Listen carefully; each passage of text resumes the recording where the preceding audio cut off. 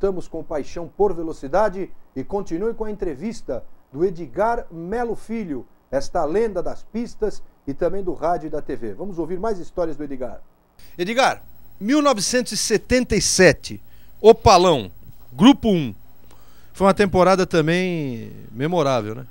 Foi. E você correndo para um lado e para o outro já. Quer dizer, fazendo Fórmula 1 na Europa, nos Estados Unidos, nas corridas que eventualmente, né, tiveram lá, e você voltando para o Brasil. Voltando, trabalhando na GM, trabalhando na engenharia de motores, fazendo teste. Naquele ano nós inauguramos o campo de prova em Cruz Alta, porque a gente fazia muito no 142 da Castelo Branco, Iribiri, que era o lugar mais plano da Castelo. Quinta roda, vai e volta, consumo, durabilidade, nossa. E também São Sebastião Caraguá, lá embaixo, por causa de nível do mar, de bureta e quinta roda, lá fazendo consumo. E, enfim, era puxado. 77 foi puxado. E eu já, em 76, eu já tinha achado a receita.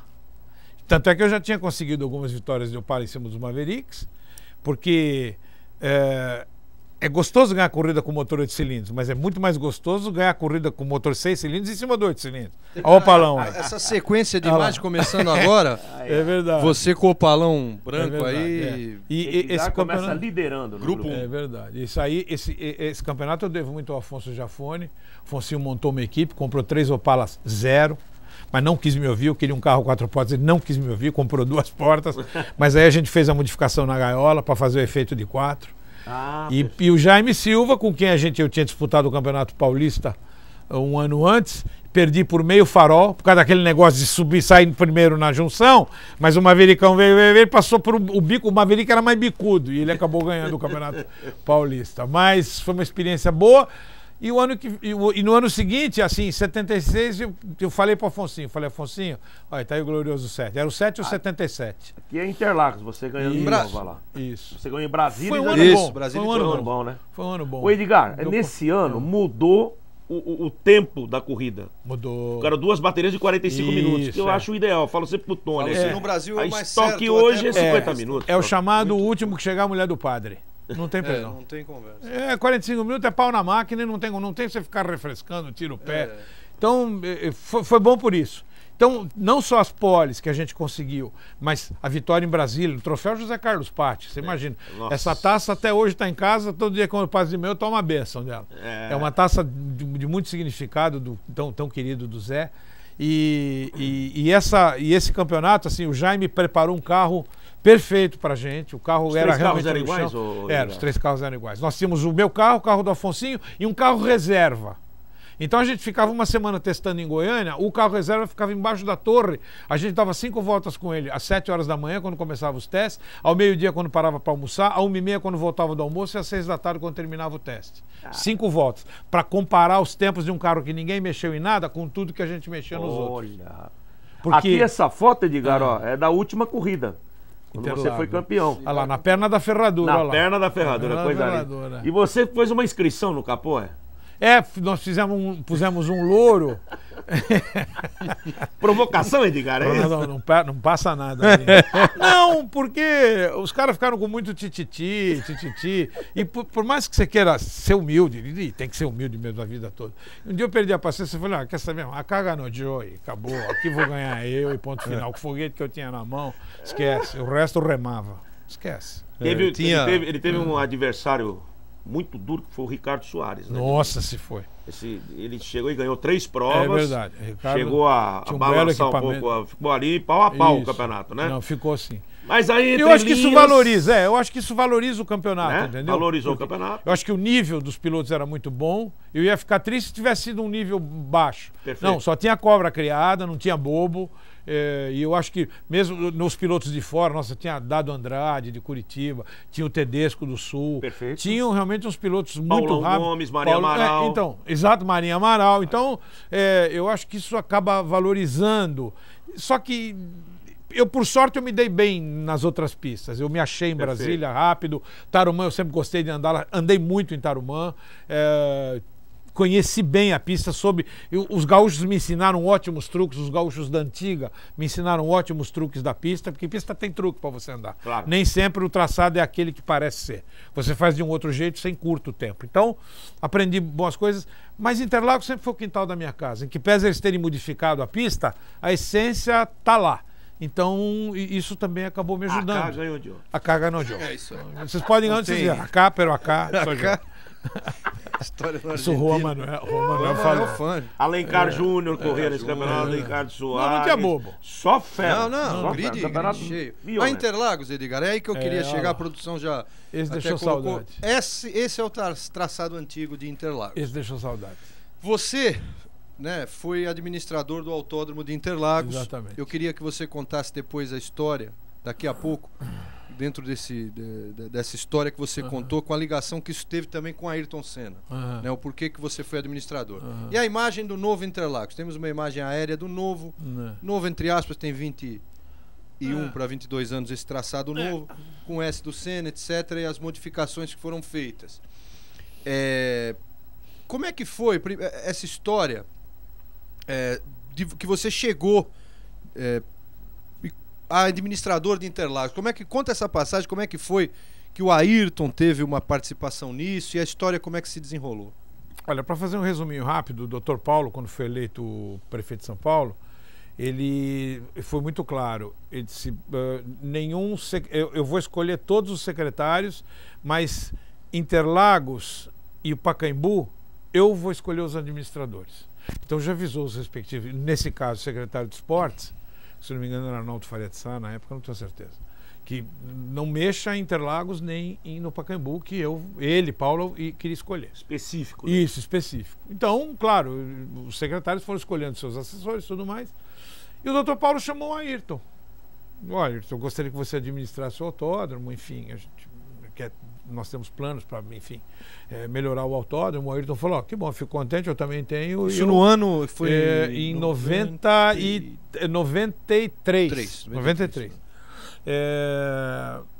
O Ayrton falou: que bom, fico contente, que eu também quero fazer muita coisa, porque infelizmente algumas coisas não saíram como a gente queria. Porque, por exemplo, esse S do Senna, o original, que eu tenho conhecimento, depois por gente de lá de dentro da Imurb, porque aí eu passei a conviver muito como administrador, passei a conviver muito com o pessoal da Imurb.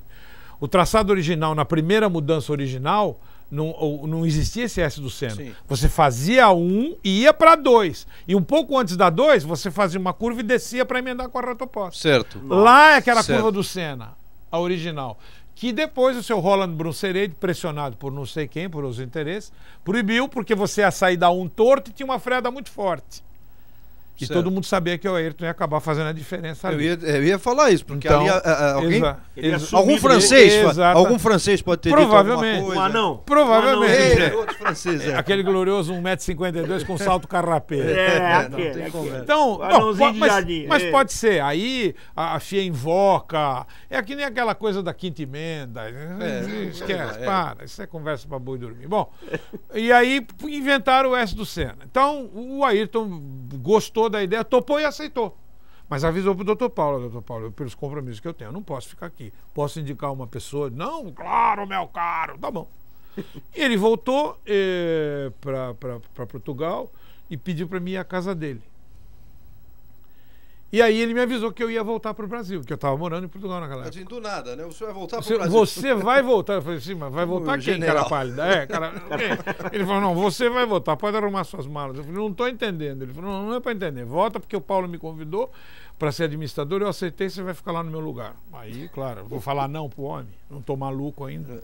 Aí falei: não, aí fiquei meio gago, mudo, mas como assim? Ele falou: não, vambora, tem muita coisa para fazer. Aí tá bom, arrumei as malas e vim embora. Aí assumimos aqui, começamos a fazer um trabalho. Ele também me ajudou muito, que por força, talvez, de uma não escolha da secretaria, as dificuldades realmente eram grandes.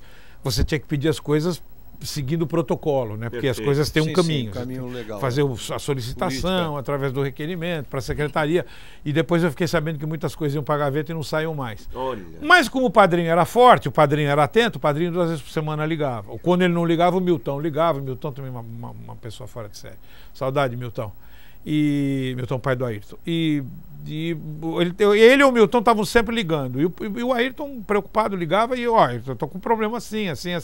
Eu tô precisando de cimento, tô precisando de guarda-reio, porque aquilo é 1 milhão de metros quadrados numa construção de 600 anos. Tem problema de hidráulica, elétrica, tanto é que todo ano mudam tudo. Geral. Tá certo que muita coisa não precisaria mudar, mas mudam. Mas enfim, mudam. Então, mudam. Então,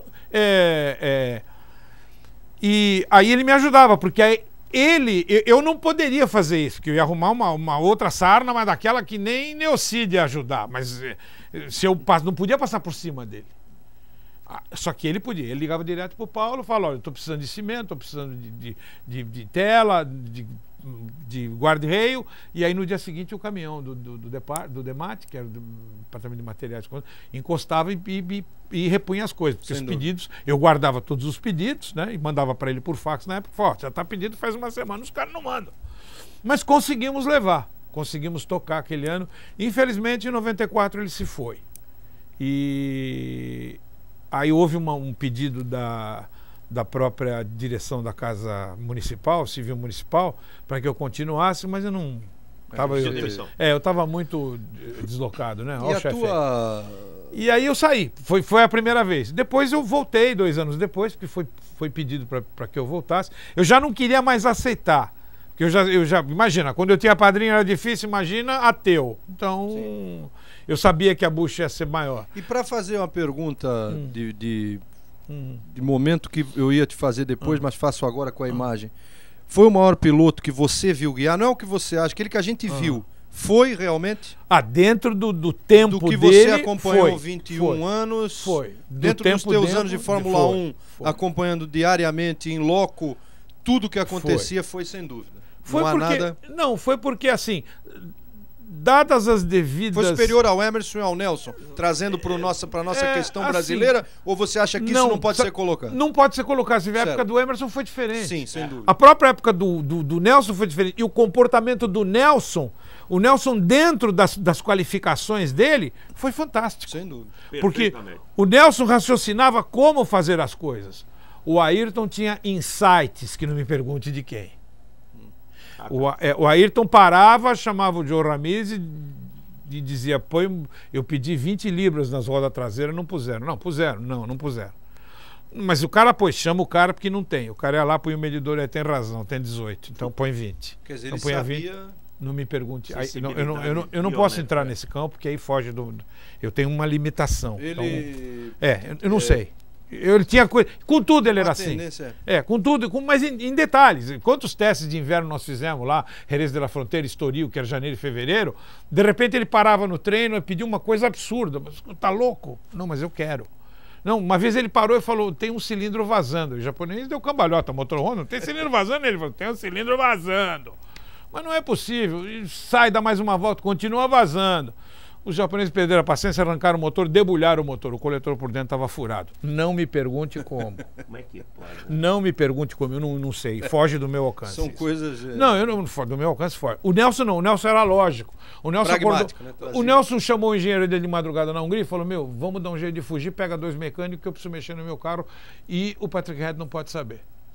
Hein? Mas o meu vai ficar na reta, problema seu, se você não for eu vou. Aí pegaram 2 mecânicos, foram lá, ele encurtou a Williams dele. Porque ele pediu 200 vezes para o Patrick Head, vamos encurtar. O Patrick Head não quis encurtar. Ele foi lá de madrugada e encurtou. Deu um banho em todo mundo no dia seguinte. Então, esse era o Nelson.